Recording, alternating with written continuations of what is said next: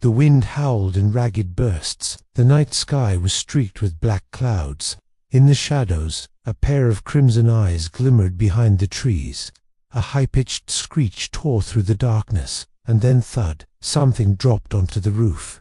What would you do if you heard tapping above your head in the middle of the night and knew it wasn't a cat? In the remote countryside of the Philippines, people still whisper about a creature, not entirely human, yet not fully beast. It emerges when darkness swallows the villages, silently, stalking, waiting for the exact moment to snatch the soul of the unlucky.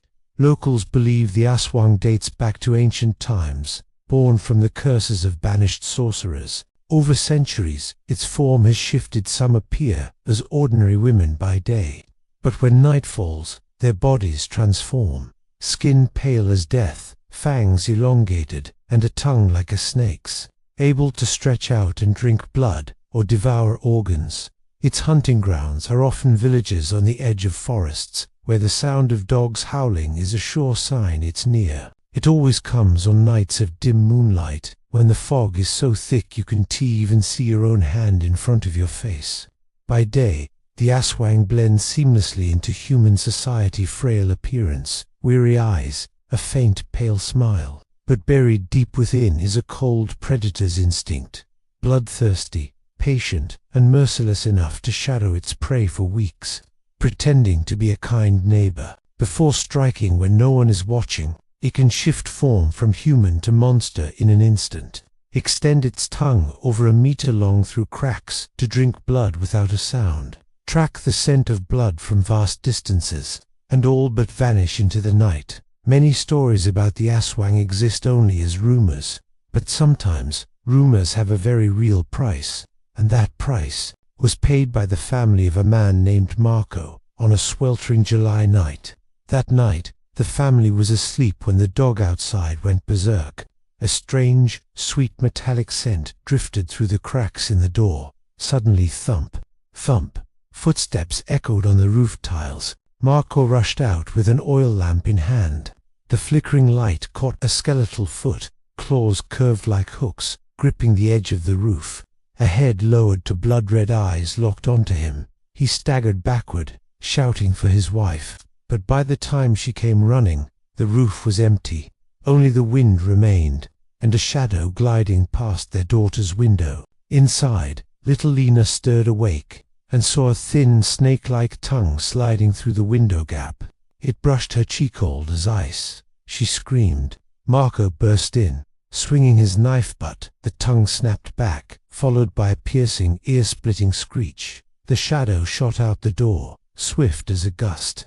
Marco gave chase into the forest. In the dim moonlight, he saw it transform, its gaunt body stretching, enormous bat-like wings unfurling with a violent flap that sent leaves whirling into the air. The sound of those wings mixed with its shriek, tightening Marco's chest. They tore through the tress, footsteps pounding, leaves rustling, breath ragged.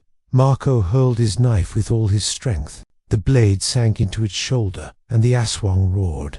Thick black blood spilled down, but it still surged into the night sky, leaving behind a heavy metallic stench, and a promise it would return for revenge. From that night on, Marco's family lived in constant dread. Every dog's howl, every draft slipping through a crack in the door, brought back the image of those crimson eyes. Villagers began hanging garlic, placing charms, and sleeping with knives under their pillows because, once an Aswang has chosen its prey, it will never stop. Months later, on a fog-choked night, Marco heard knocking at the door. When he opened it, no one was there.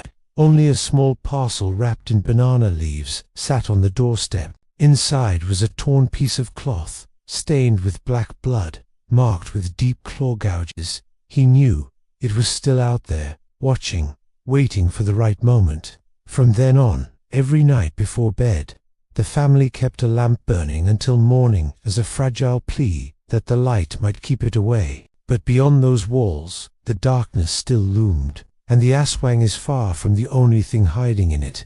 In the forests, in the alleys, in the empty stretches of night, there are others watching, waiting, ready to bare their claws.